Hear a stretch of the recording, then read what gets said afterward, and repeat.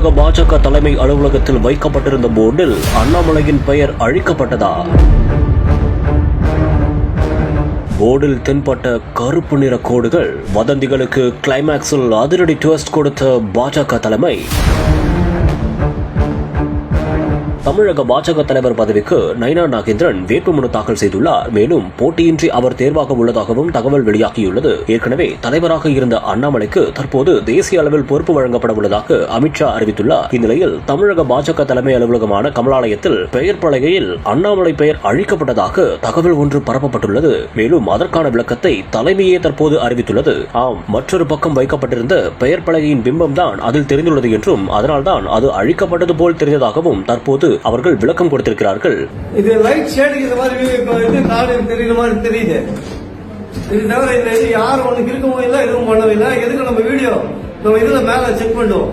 இதனால் அண்ணாமலையின் பெயர் அழிக்கப்படவில்லை என்று உறுதியும் ஆகியுள்ளது. வதந்திகளுக்கு தமிழக பாஜக தலைமை தற்போது பதிலடியும் கொடுத்துள்ளது.